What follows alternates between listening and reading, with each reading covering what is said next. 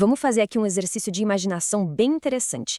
E se a gente pegasse um dos personagens mais complexos e inteligentes dos animes e o colocasse para ser julgado segundo as regras do inferno de Dante? Bom, para essa análise funcionar, a gente precisa partir de uma premissa, uma regra muito clara. O Lelouch morreu sem se arrepender. Ele acreditava, até o último suspiro, que tudo que ele fez estava absolutamente correto.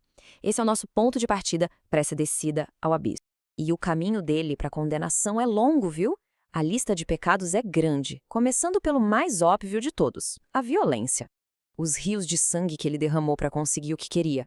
Mas não foi só violência física. A gente pode falar também de heresia. Pensa bem, ele se rebelou contra a ordem divina do mundo dele, impondo a vontade humana dele acima de tudo e de todos. E claro, tem a fraude. A própria identidade dele como Zero era, na essência, uma mentira gigantesca, uma obra-prima de manipulação que enganava tanto os inimigos quanto os próprios aliados. Só que, de todos os pecados, tem um que pesa mais. Um que é considerado o pior de todos, a traição. Ele não só traiu inimigos, ele quebrou os laços mais sagrados de confiança que existem. Família, pátria, seguidores, ninguém escapou. Com essa bagagem toda, para onde a alma dele iria? A gente pode começar a nossa descida. A primeira parada que vem à mente seria o sétimo círculo, a floresta dos suicidas, já que ele, no fim das contas, planejou a própria morte. Só que aqui, a gente já encontra a primeira grande diferença. A morte do Lelouch, o Zero Requiem, não foi um ato de desespero, de paixão, foi uma jogada política, fria, calculada. É um pecado que vem da malícia intelectual, não do sofrimento. A alma dele é pesada demais para ficar aqui. Ela continua caindo. Então, se não é com os violentos, a gente desce mais um pouco. Chegamos no oitavo círculo, o reino da fraude. O lugar dos conselheiros astutos manipuladores. Parece um bom lugar para ele, certo? Mas, de novo, não encaixa perfeitamente. A fraude do Lelouch foi diferente. Ele não enganou apenas inimigos distantes. Ele quebrou laços sagrados, pessoais. A fraude dele se torna algo muito pior, traição. As chamas desse lugar aqui não são o castigo certo para a frieza dos crimes dele. Ele precisa cair ainda mais fundo.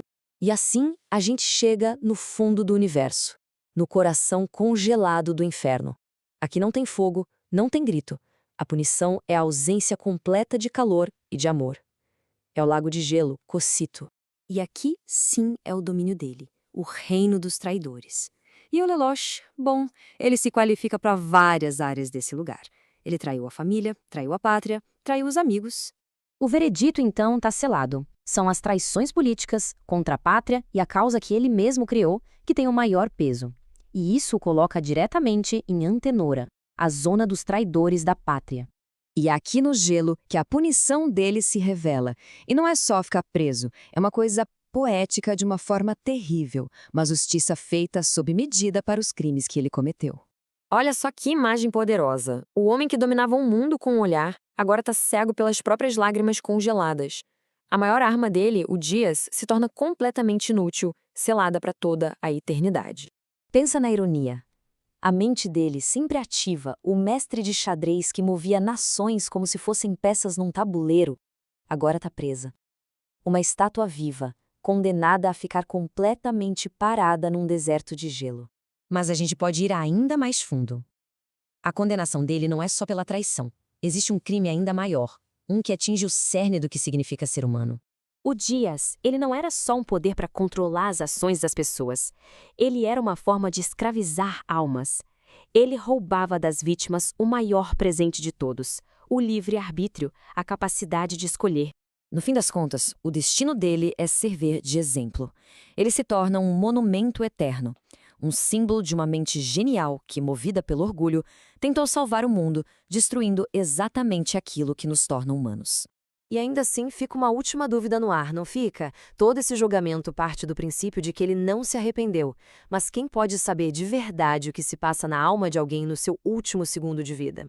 Fica a reflexão.